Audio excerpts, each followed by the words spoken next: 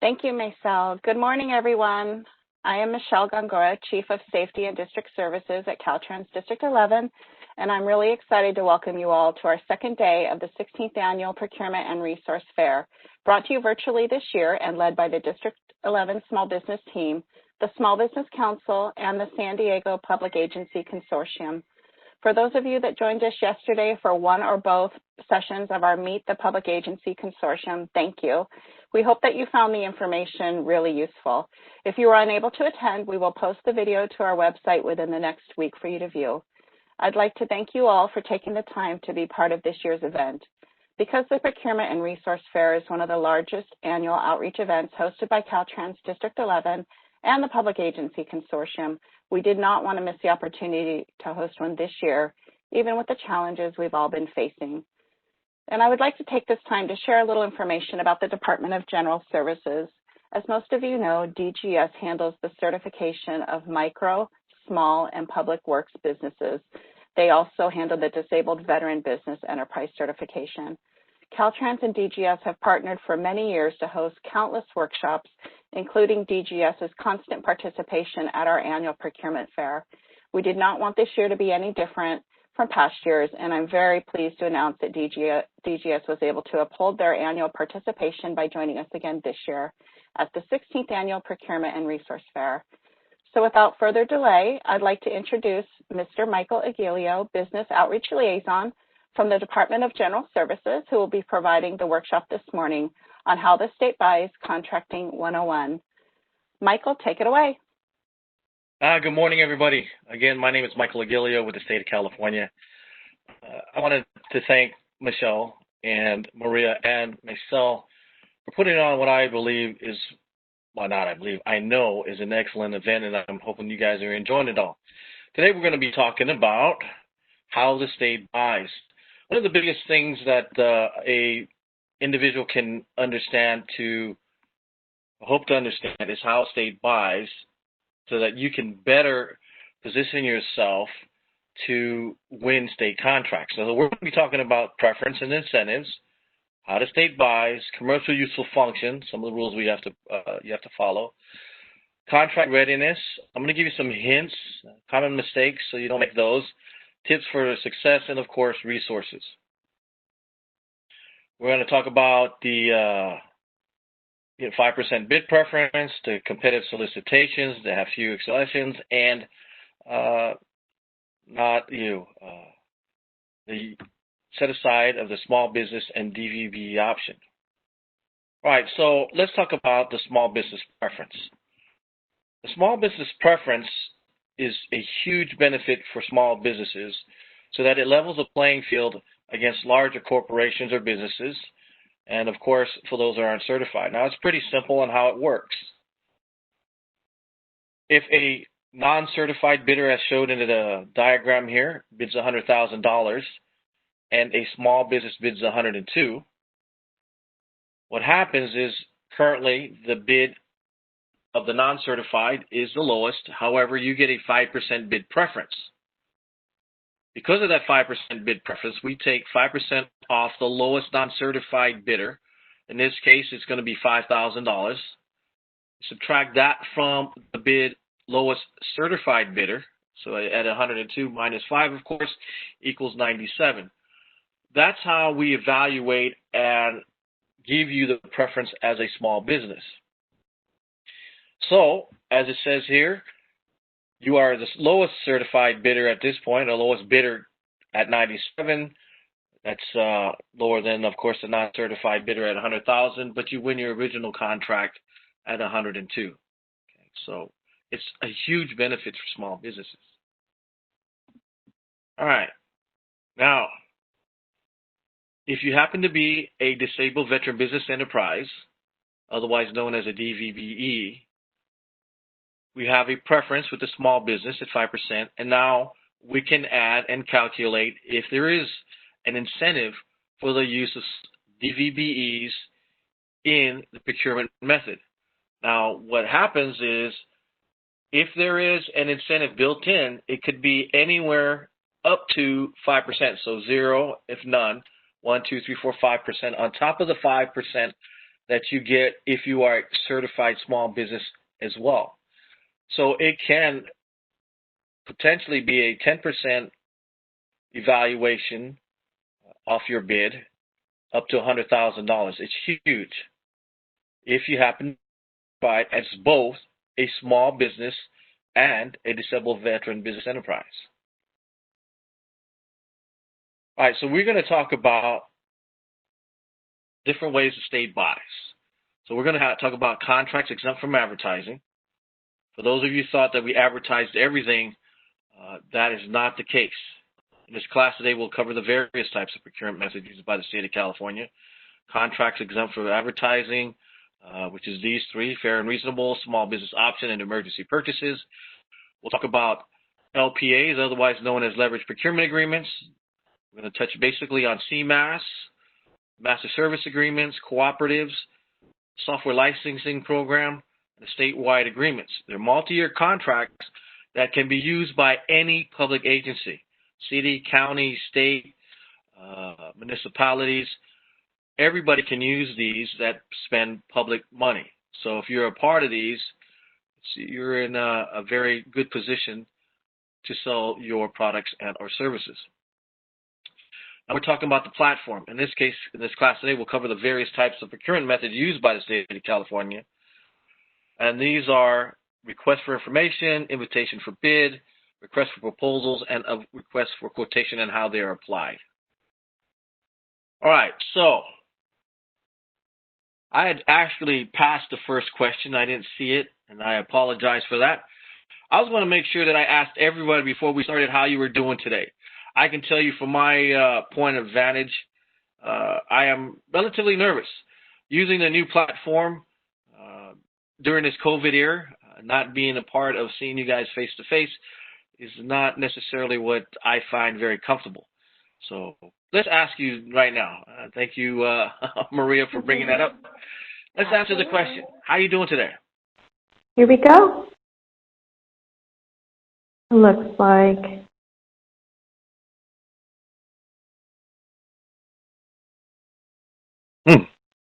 we still have a couple more results here. Just a second.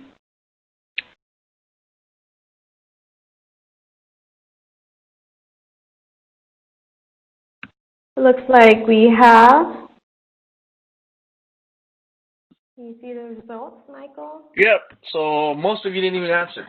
I'm glad for those of you who are doing excellent. There's 17% of you doing really great, and that's fantastic. I know that here in Sacramento, with the air quality improving, so has my mood, because it's been pretty dark for the last week and a half. Yeah, so as far as questions, we don't have any questions at this time, Michael. Very good. So let's go back. After presenting the first half of what I spoke about on how the state buys, some of the incentives that we have a preference and incentives, let's ask this question. Oh, I had another question to ask you, but let's move forward. Oh, here we go. Could you tell me virtually how many of you are certified in these particular areas? You can choose all that apply. That way I get a sense of who is in the class today. So we'll take about 30 seconds.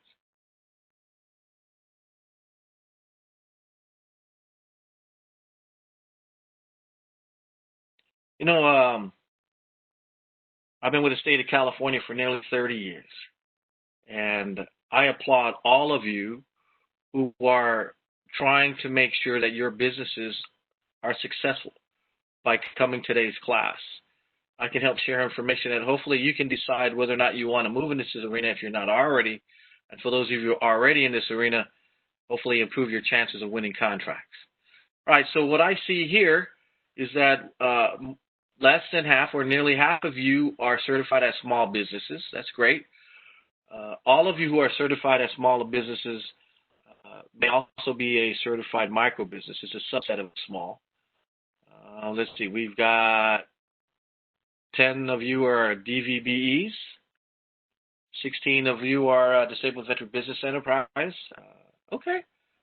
And then you have 12 or 8% of you that you have no certifications. My recommendation for those who have no certifications, that the state has 3: small business with public works, and disabled veteran business enterprise. With all these certifications come a huge amount of benefits, which we didn't talk about. It's a class that I put on earlier. But my recommendation, it doesn't cost you any money. Those certifications are free. It does take you a little bit time to get them. On an average, about 30 to 40 minutes, everything is done online. So I also would advise you that if you plan to do any work with Caltrans and you fit the qualifications, you may want to get certified as a disadvantaged business enterprise. Those are all available to you. My recommendation is to apply for them and take advantage of any set-asides and or benefits that they may have. All right, so let's talk about contracts exempt from advertising. We have several contracts that we don't even advertise, and you should know about them. One is fair and reasonable. Anything less than $10,000, the state can buy by just getting a single quote from an individual. Now, what we'll end up doing is a lot of times, well, not a lot of times, most of the times we'll go online to find a qualified business that can provide the service that we are looking for, unless they already have that information in their Rolodex. They just got to get at least one quote. Now, what fair and reasonable is that the buyer has to prove that the price is fair and reasonable by several functions. One, that they had made this purchase before. Two, that there's an advertised in a trade magazine or some other function. But all of these they have to prove. By doing so, they have proved that this is and documented is fair and reasonable, and under $10,000, they can award by just getting one quote. Huge. Now, here's a factor that you should be aware of. One is the small business DVBE option. This is exempt from advertising. However, we have to get at least 2 quotes. But if you look at the dollar threshold, up to $250,000, and anything under public works for $333, the state was required to get 2 quotes from either 2 small businesses or 2 DVBEs and can award a contract to those dollar values. Now, you have to be in our database as certified as either small and or DVBE, but it allows us to go without advertising and get 2 quotes. Many times the buyers they'll get at least 10 quotes. One of the biggest things that small business or any business with the state of California do not reply to those advertisings. So that's the reason why they get more than 2, is because they have to have at least 2. In the past, they take 2 and they only get 1 or none in response. So they have to start all over again. So in most cases, they get at least 10 people that they reach out to at least get 2 quotes. So that's one of the biggest mistakes that we have, or that is committed, is that your internet address is wrong, email address is wrong, and or your profile is not set up correctly, and you may not getting some of this information that you should have. All right. Now, finally, emergency purchases are not advertised. Now, as you can see, unfortunately, the state of California has been experiencing a whole bunch of fires. In that, the state can buy anything that they need to mitigate, the loss preventing of life, property, or essential public services. Now, by doing so, all they have to do, as long as they follow the procurement section 111 under emergency purchases, they can buy whatever they need without going to advertise. One of the things that the governor did, if you were watching his presentation, he went out and bought PPE without having to do so. So it can be done, and it has been used in the past. All right, so up to this point, I've covered 3 types of things that are not purchased. Many of you businesses are going to fall into those categories. So you must understand that your job is to continue to market your businesses so that you do not fail to participate in those areas that are non-advertised procurements. All right, so I'm going to stop and answer any questions we have at this point. Do we have any? Hi, Michael. Yes, a couple. We do have a couple of questions. And let me go back here. Can you explain the difference between a small business and a micro business certification? Absolutely. A small business falls into a category where you have 100 or few employees and make less than $15 million over a 3-year tax period. Now, a micro business, you're automatically given that certification when you go to apply. When you apply, you'll find out they'll ask you a question of how many employees you have and how much money your business has made that particular year or over a 3-year tax period. Now, if you have 25 or fewer employees and make less than $5 million, the computer will automatically give you a micro business certification. So you'll be a certified small/micro business. This micro business certification is used a lot by our cities and counties who are reciprocity. They're looking for smaller micro businesses in their particular area to do business with, and that's how important it is that you have that, and that's what we give it to you because our partners use it. All right. Any other questions? Yes. Someone asked if I am in the middle of certification, but we are a new company and do not have tax returns yet. Is this going to be an issue? No. As a matter of fact, with the state of California, is one of the unique features is that you can be a brand new business that has been business less than a year and still participate and get certified as a small. When you get to the certification platform, it'll ask you, when did your business start? Depending on the date that you put in there, the system will automatically know, and the type of course business you have, corporation versus LLC versus small business or sole proprietorship, that you may or may not already have tax returns. So it may ask you. What you will do is just answer, I do not have any, and explain why. Or 2, it may not ask you at all based on the information that you've already put in the beginning when you certified this is when you started your business. So the answer is no, it shouldn't be a problem for you. Okay.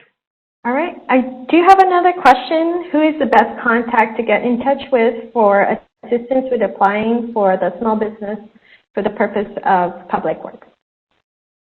Okay. So here's the deal with the certification of public works. If you're a certified small business that has not exceeded the 100 employee and or the dollar threshold, then you don't have to apply for the public works certification. You've already been granted that. It's businesses who fall over the category of 200 employees, up to 200 employees or more, and make $30 million or in a given year, then they can apply for small business public works and continue to do public works jobs as a certified small business. So you automatically get that if you fall into the small business category and don't exceed the thresholds by defined as in our requirements. Okay, so, but if you're looking to get help for that, I have some contacts at the very end that will help you. So if you want to hold on a minute, we'll get to it. All right. Okay. So let's move on. Oh, you got another? Okay. No, I was going to say that we do have a couple of questions, but I think we can address it, and we can move forward for now, address it in a later time. All right, so leverage procurement agreements are standard contracts that allow departments to purchase a good or services directly under negotiated terms and pricing from suppliers. The state LPAs are available, as I said earlier, for use of any state, county, city, special district, education, or other government sectors. Now, LPAs include the food contracts, okay? Master service agreements. Now, food contracts, we buy food for a lot of our state institutions. The master service agreements are like paper shredding, security guard services. The statewide price schedules, and non-IT master service agreements like commercial car rentals, American Sign Language interpretation services, certified shorthand, transcriptions, and other associated services. We got, let's see what I got. Electronic payments, credit card payments are huge. Now, the statewide commodity contracts, office paper, it's commodities, so like vehicles, hard items. The statewide price schedules are wildfire suppression equipment and services as an example. And of course, the statewide licensing program, Adobe software, DocuSign software, it all has to do with software. Now, to get a list of all the LPAs so that you can decide if there is an existing LPA for you, is to go to the www.dgsca.gov/PD-LPAs. Now, in our chat or later on, we would have a handout that explains all of this, what they are, and who you would go to get more information. So don't worry.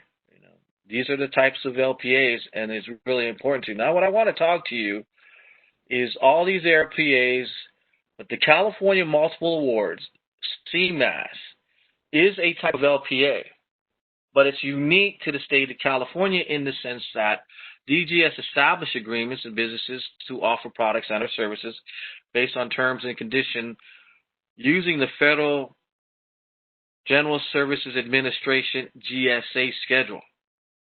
For those of you who know what a GSA is or already have one, you can convert your GSA into a CMAS by just reaching out to our department or giving them a call. The link is listed on the last bullet point. Now, for those of you who do not have a CMAS and want to participate, you can either get one from the federal government, which is a tedious process, and I'm sure that some of the people in the audience today who has one can really vouch for that.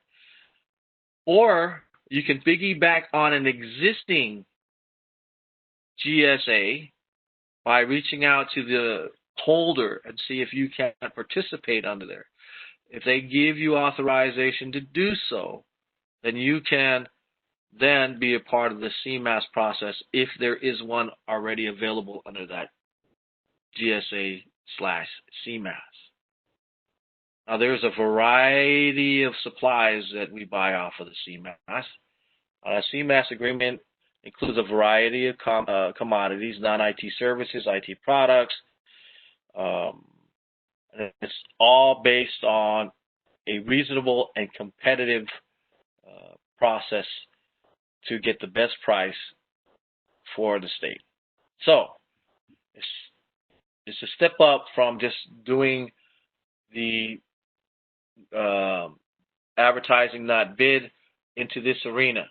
So if you want to expand your ability to sell products to the state of California, of course the LPAs are one of doing that, and CMAS is a part of that, which you can parlay from doing your GSA and converting that into a CMAS if you already have one and don't have a CMAS.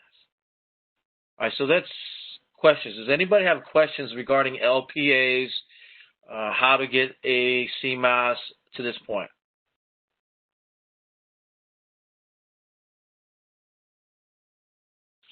No?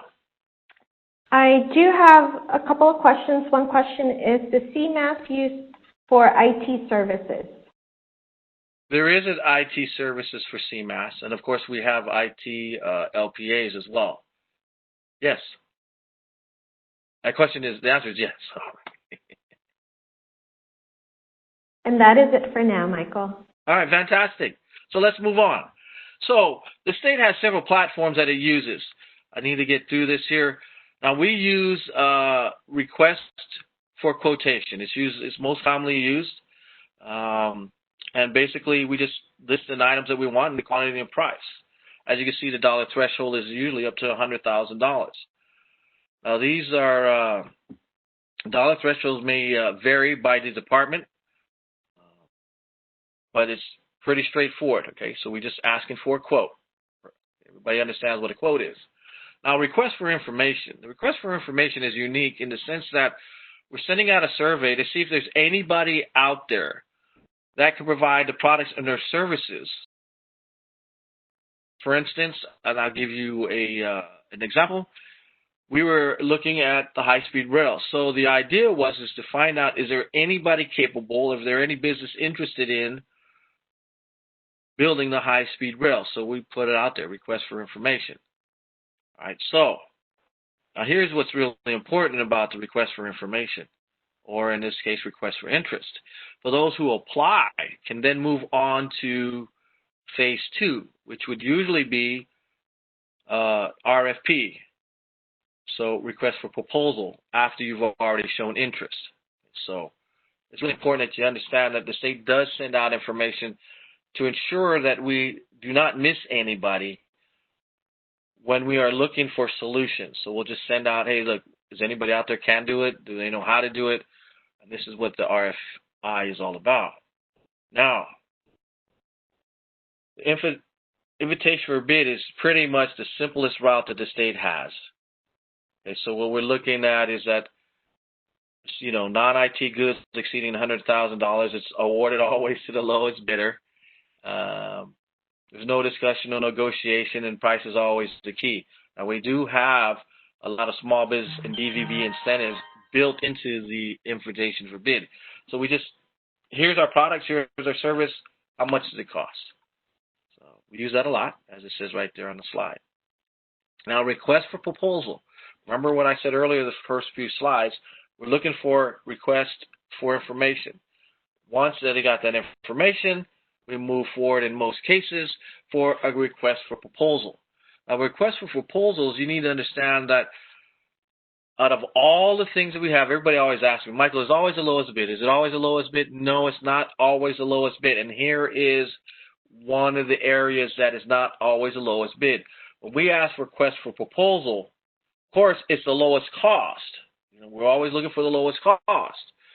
But secondarily, it's the best value for the proposal that you are proposing to us in regards to solution of a problem that we had. For instance, and I used this example earlier, is the high-speed rail was one. We had an idea that the state wanted to build a high-speed rail, how it's going to look, what it was going to look like, how many stations. Those were the requests for proposals came in. Of course, in this case, we didn't award just one awardee for the entire high-speed rail. We have different sections, and each section goes out to bid. The first one went to Tutor Perini, Zachary Parson. Section 2 and 3 went to Dragado's Flatiron.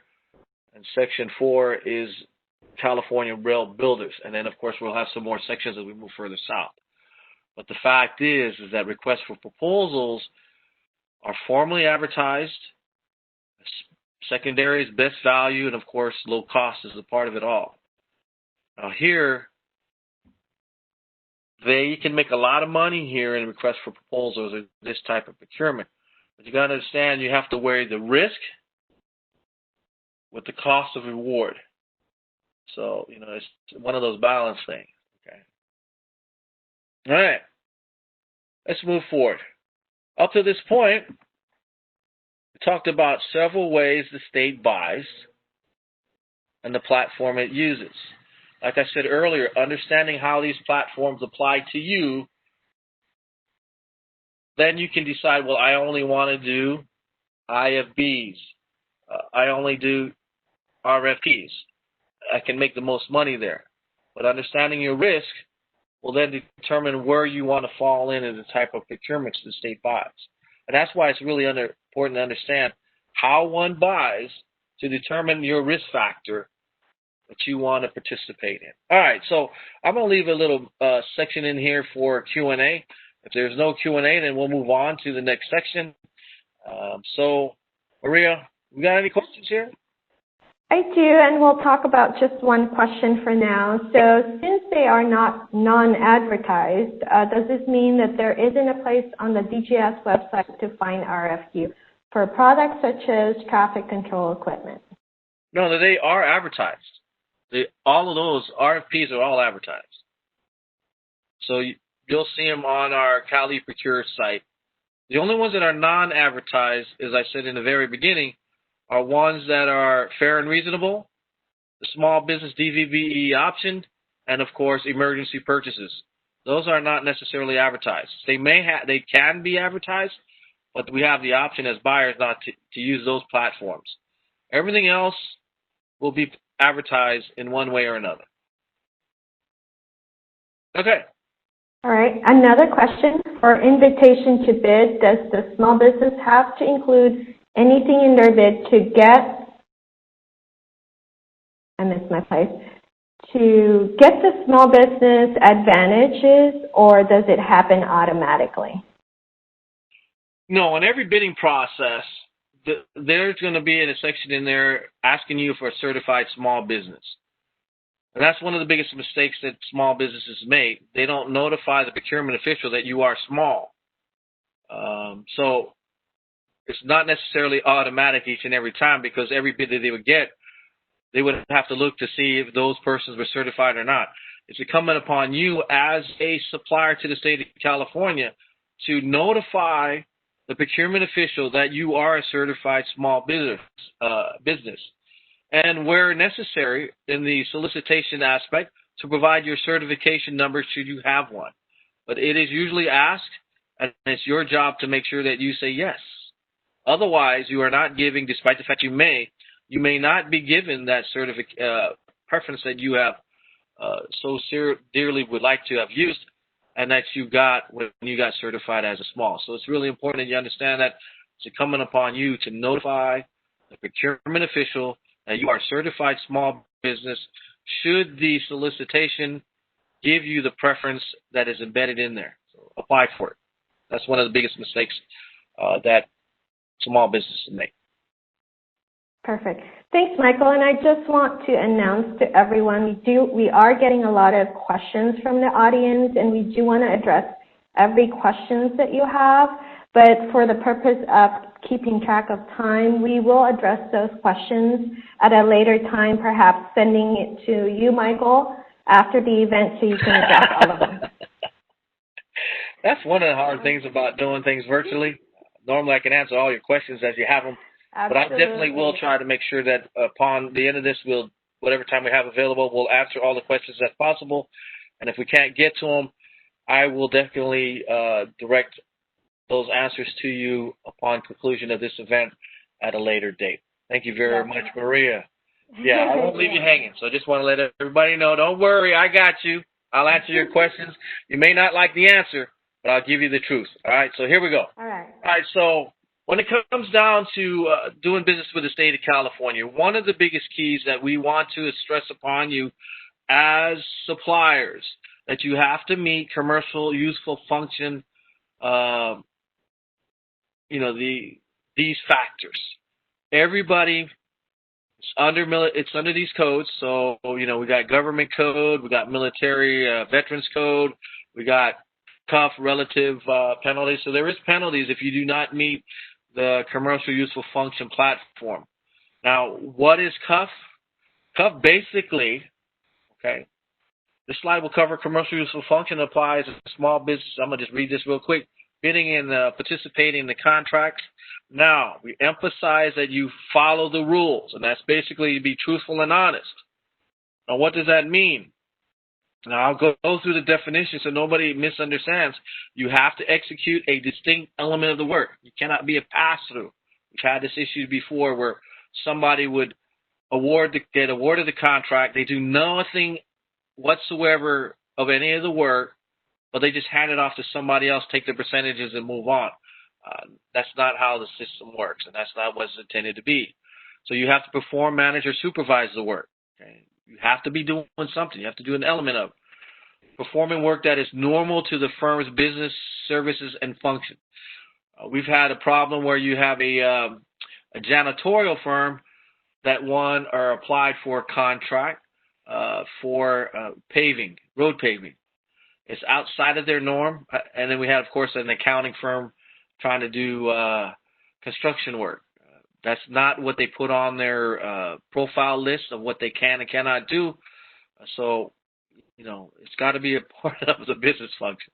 Now, I'm not saying the accounting can't do some kind of construction work, but it does seem kind of odd. And I don't think any of you would hire somebody that had one business specializing in that business and hiring them to do something altogether different, that is kind of a red flag altogether. All right, so moving forward, negotiating price, determining quality, quantity, ordering, installing, and making payments. All right, so all of this basically says is that you have to be a part of the awarded contract and you have to do elements of the work. All right, so and of course, if you're going to subcontract out, you can. It doesn't preclude you from not subcontracting some of the work, but as it's defined here, not subcontracting a portion of work that is greater than expected by your industry classifications. So if you're into construction, well, what is normal? If there is other businesses have certain thresholds in their industry. You know, for instance, if we're buying gasoline, the gasoline company doesn't normally, unless they have their own trucks, sometimes they contract that out for delivery to another delivery firm. So there's a whole bunch of things that you have to make sure. Now the cuff is usually determined before the award of the contract. So the contract administrator will look at everything that you had supplied and evaluate based on the information that you supplied during the cuff evaluation, and they will award. If, in fact, you falsified some of the information to win the contract, then there are some huge penalties. A fine, what is that, the exclusion from doing more state contracts in the future. There's penalties. So just be honest with yourselves, with your business, answer the questions accordingly. You may get some calls about reviewing some of the answers that you may have when they did the cuff evaluation. But as long as you're truthful in your answers and in your business practices, you should have no problems in this area. All right, so that's the biggest thing. Cuff is really huge with the state of California. All right, so I left a little area for questions. I'm almost done with my presentation. What we got going on? Where do you find the non-advertised opportunities? That's one. I like that question. Where do you find them? You won't find them. You really, literally have to go out and market your businesses to the buyers. Like I said, they're not advertised. So what happens is when the buyer is looking for something, it just goes into the database. So if you're not in the database, that does not preclude you from participating in state contracting. What it means is that you're not certified as a DVBE, a small business, or a small business public works, and you don't get the benefits thereof, but you still can participate. Now, how you have to do that is, and it's not a part of this presentation, but I'll give you a big hint or a plus. You have to actually go into my recommendation is you go into his historical purchasing database, which we have. It's called Skippers. Skippers will give you information as you scroll through there. It's a giant Excel spreadsheet on who buys what they bought it for, how much they cost. It's huge for businesses. And it's a part of this presentation is, not checking the price before going out to bid is one of the huge factors is what people do wrong. So there you will find contact information on the departments. And I have some more resources later on in the presentation, but you continually have to market your business to the buyers that buy your products and services. That's the only way you're going to find out. All right. Right. I do have another question as far as where can I get real help with CMAS? In the presentation, we gave you a CMAS email link and a telephone number that you can call. If you're really interested in doing CMAS or applying for one or converting one, or you have questions about anything CMAS, the PowerPoint presentation had that contact information. My recommendation is you go out to them directly because they're the experts in that area. They know far more than I do in their business area. So please contact them directly.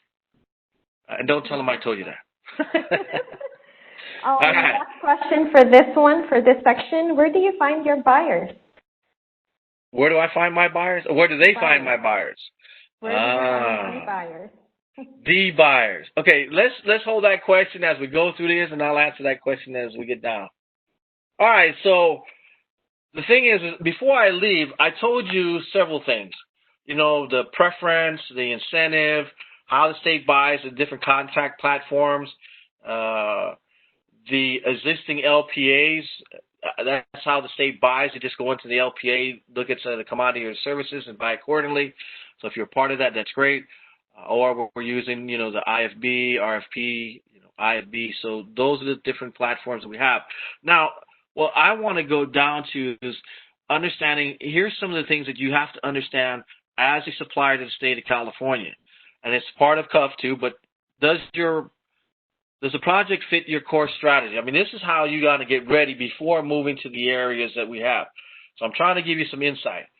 Okay, are you ideally positioned to respond? And what I mean by that is that, okay, do you have the financial capacity to do so? So when you bid on something with the state of California, you get paid accordingly. So depending on the contract, we may pay you in increments, or in many of the contracts, we pay you when the job is done, which means you carry the burden of making sure that you can pay your employees, have the supplies ready and available.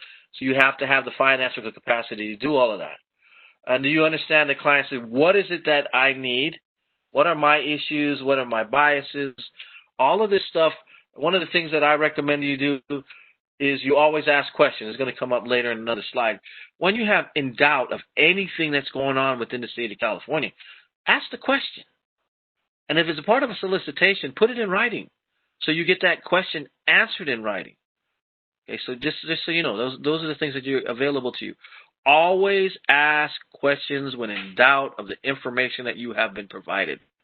Okay, don't just assume anything. All right, so the thing is, can you deliver on a contract? If you say and you win, you better deliver. I mean, it's really that simple, right? Some of the contracts we put out, as I said in the earlier slide, they're not ready. They don't have the infrastructure. They don't have the product. Although they do have some of the product, they don't have all the product they need. So you have to have your chain of supply all set up. You know, where can you get all this supply from? How fast can you get it? So, can you deliver? You got to deliver. Do you meet my requirements? I will put in black and white my requirements. Is there rebonding? Is there some kind of certification that you need, professional certification? All those things are a part of things that we're going to tell you before you put into your submittal of your contract. Now, as I said earlier, the type of contract, different contract types carry different levels of risk for the buyer, me, and of course you as a seller. With those risks, great risk comes with great rewards. I mean, that's what they say. Well, you don't want to take those risks to get great reward. That's not how you should be doing business. Business is making sure that you can actually have the ability to meet those risks so that you can get paid for the job, right? So just be sure you understand that. All right, so are you ready? Like I said, you have to have everything you have. The certification, the criteria, you have to meet all the criteria. In most cases, we'll ask you, okay, have you done this before? Provide that information. Your product capability, okay? So we have resources that you can use. Small Business Administration, that's otherwise known as the SBA. Procurement Technical Assistance Centers can help. The Small Business Development Centers can help you with product capability, all right? They can help you with a whole bunch of stuff. That's later on in resources as well. Now, here's the common mistakes. Here's the mistakes. I went out and asked all the buyers, what are some of the mistakes you as suppliers have been making when you submit your bid? Now, here's one. One is you might have the greatest bid, but you forget to sign all documents. In the solicitation or in your bid packet, we ask you, okay, initial here. That's one of the questions that you have. Remember we talked about, do I have to notify the buyer that I'm my small business? Oh, yeah. If you don't sign that document or initial the fact that you are a small business, we don't give it that to you, okay? That's just that simple. You have to sign all documents, and there might be multiple pages where you have to initial that you saw. It's no different than you go out and I haven't done it in a while because I haven't done any traveling, but when I go rent a car from Enterprise or any other car rental place, you have to sign here, date that, you want insurance. There's a whole bunch of forms you got to fill out and initial. Same with the state of California. The other thing is forgetting to return all forms. So we ask you for something, we expect you to return that form. If you don't, you're automatically in default, and we may pass, well, in most cases, in all cases, we'll just skip your bid. You forgot something. Not meeting the deadline. Many businesses believe that if you date stamp something and send it out via UPS or any other form of transportation to get your bid to the state of California. It does not matter what the date stamp is or the time stamp is. What matters is if it arrives in our office at the time it's supposed to be there. So if you don't ensure the delivery time to be there in our office, it's usually at 2 o'clock. Most bids are deadline is 2 o'clock at DGS, and you miss that, it's done. You're non-responsive. You missed the deadline. I don't care. Like I said earlier, it's not like you can do your taxes. You post date the stamp, send it off 3 days later, no big deal. They accept it. State doesn't do that. All right, so one of the things that I talked about earlier is ignoring historical information available for pricing. Now, the pricing, we give you information about pricing. We give you information about who's buying, when they bought it, how much they bought it for. All of that is available on our Skippers State Contract Procurement Registration System. All historical pricing is available there. You can look it up. One of the things is that's where you'll find your buyers. For those who are non-advertised, you can actually look there, okay? So I kind of answered 2 questions at once. One of the issues, too, is, of course, doing incorrect calculations. You put the decimal point in the wrong place. We might say, oh, wow, that's pretty cheap. Or, oh, my God, really? That's how much he expects us to pay? Or U.S. expect us to pay? No, that's crazy. So you have to make sure that all your calculations correct. Remember what I said earlier? Look at historical pricing and make sure it's close to what we had paid for it before. All right, so leaving out any other documentations, usually the permits, license, or bonding, as I mentioned earlier, you have to supply that information. If you do not, as it says, forgetting to sign and or performing all the documents, you automatically are rejected. Now, here's one of the biggest things. All right, so in all of our solicitations, we give you in black and white what our expectations are. You have to know it, understand it, and respond to all of it. One of the biggest failure of that we found out is that one of the forms that we have in our solicitations is this recycling content form. Now, all solicitations do not have any kind of recycling content participating in this particular whatever it might be. But what you're looking at is that if there's no recycled content, you still got to sign the form and say none or 0 and initial. If you don't supply that form back because you think you can admit it, well, that's what happens in a lot of cases. We don't have any recycled content, and then you guys just throw it away. Or not you guys, but people have thrown it away. You can't do that. Answer the questions, sign the document you saw it, and return it, even if it does not apply to you. Okay. All right, so when it comes to request for proposal, one of the things that we want is the technical package separated from the price. So you have to meet both. So we look at the technical aspect and say, okay, well, they can meet the needs before we open up your price. And some people have in the past put it both in one. And all of that is going to be in black and white in the directions. So follow the directions. You got any questions, and I said this before on several occasions, remember to always ask questions. When in doubt, ask a question. Even if you're in doubt, but you're like, well, I'm going to ask anyway. You just want to make sure that you're right in what you're thinking, okay? So, all right, so I'm going to skip this area, and I'm going to actually move on to, unless there's a Q&A. Is there a question? We don't have any Q&A in that area, Maria? I have one question, and I also have just a little bit of information. A lot of folks are asking about the skippers. Where can they find the skippers information? But I believe you will be going over that at a later time. Also, I have a question about what can happen if my company is awarded a contract and fails to perform or complete the contract. It could be devastating. The state has recourse. You can be fined, or depending on,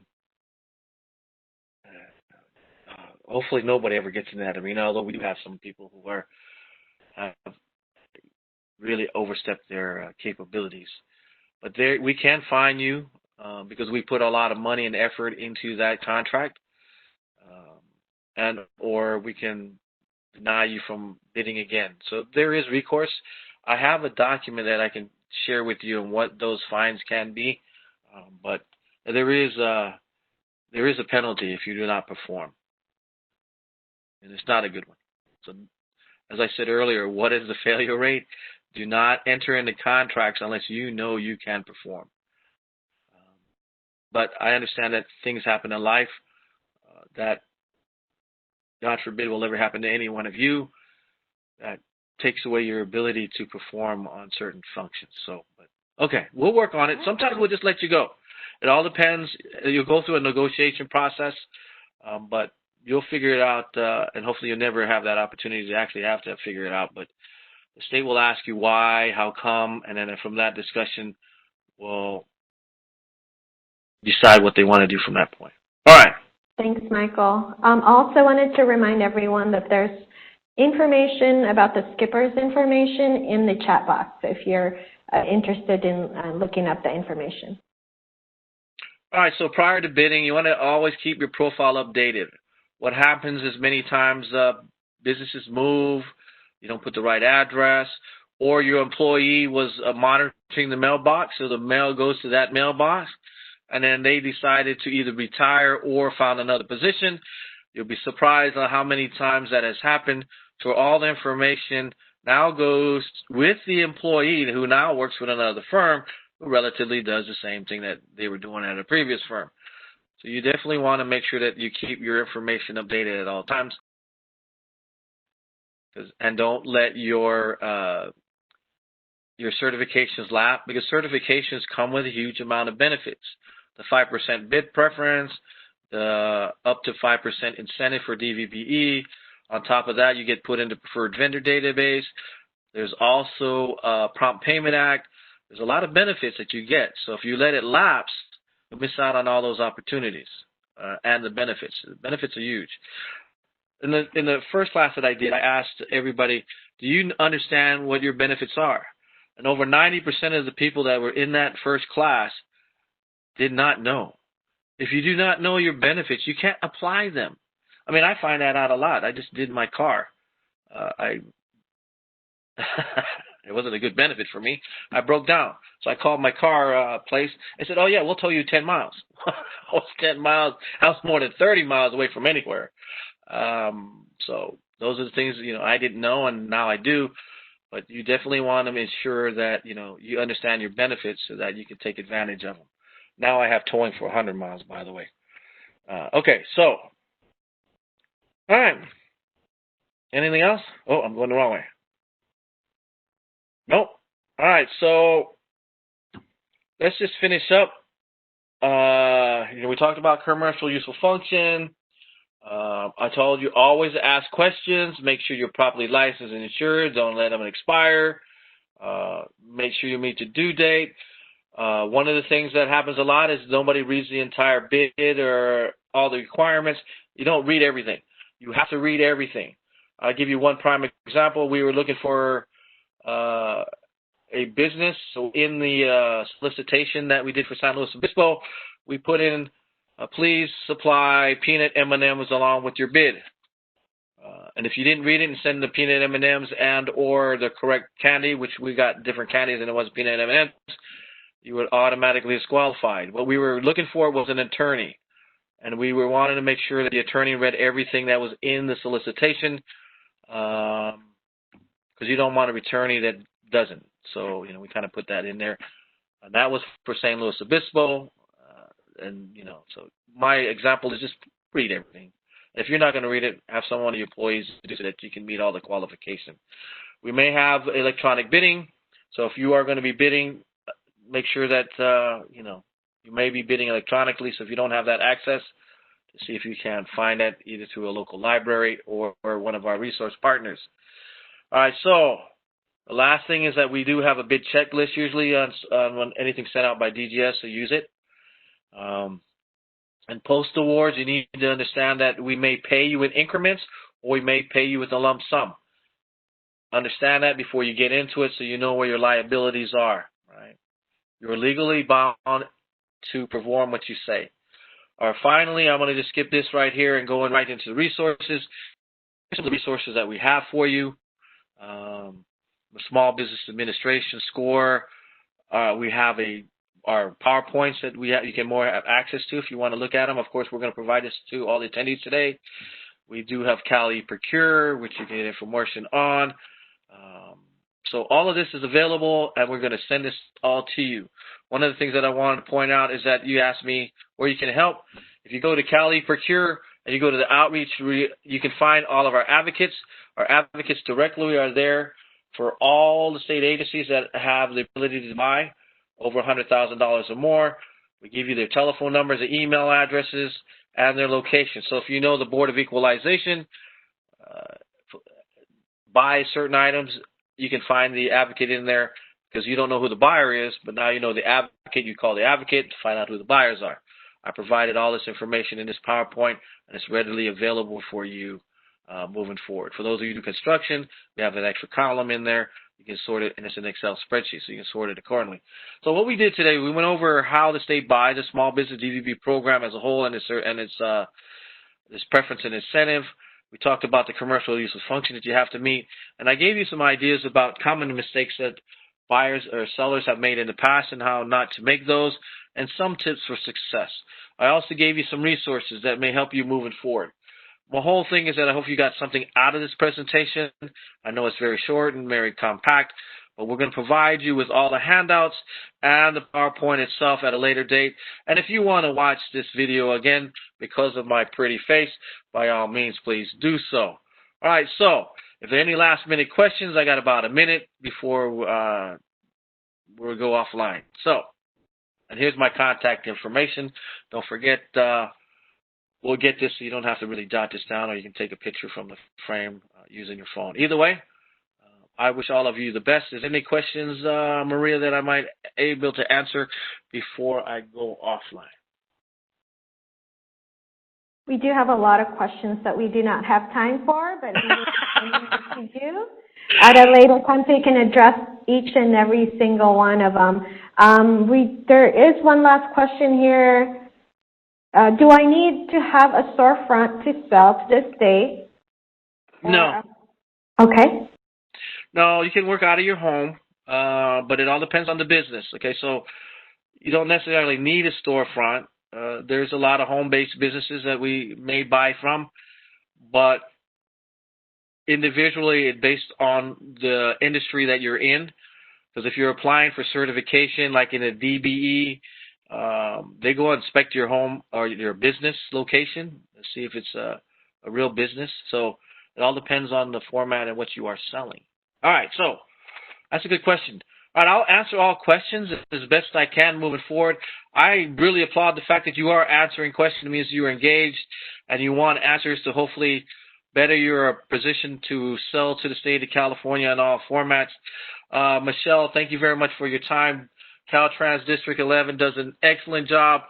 For those of you who did not know that, I'm telling you right now, if you're not reaching out to Michelle and her staff to get information on how better to do business with Caltrans or with the state of California, you're really missing an opportunity to talk to some really great folks. Michelle, thank you very much. Thank you, Michael, so much. We really appreciate you participating again like you do for us every year. We have a great partnership with you. And I want to remind everybody that's joining us this morning, you can schedule a one-on-one appointment with our small business liaisons. The email is d11.smallbusiness@dot.ca.gov. So I want to thank everybody for joining us, and we hope to catch you at one of our other workshops this morning. We have one at 11 a.m. Ms. Cheryl Brown from the Small Business Development Center will be providing a workshop on Find Your Buyer. And at 1 p.m., Brett Householder from the Procurement Technical Assistance Center will be providing a workshop on how to create winning proposals for government contracts. Day 3 of the fair will give you the unique opportunity to hear directly from our Caltrans purchasers, and this is across all divisions. So first we will have a short overview from our training manager tomorrow on how to become a Caltrans purchaser if you aren't already. Then we will have the purchasers join us, and each session will have different purchasers. So hopefully you can attend both the morning and afternoon session. It's not too late to register. So once you close out this session this morning, you will be prompted with a post-event survey. Please take the time to fill this out as it will allow us to improve the district's future events. All related material from today's workshop will be shared with those in attendance, along with the recording of this session shortly after the conclusion of our 3-day event. If you have any questions in the interim, you may reach out to our small business team. Again, the email address is d11.smallbusiness@dot.ca.gov. Thank you, everybody. Have a great day.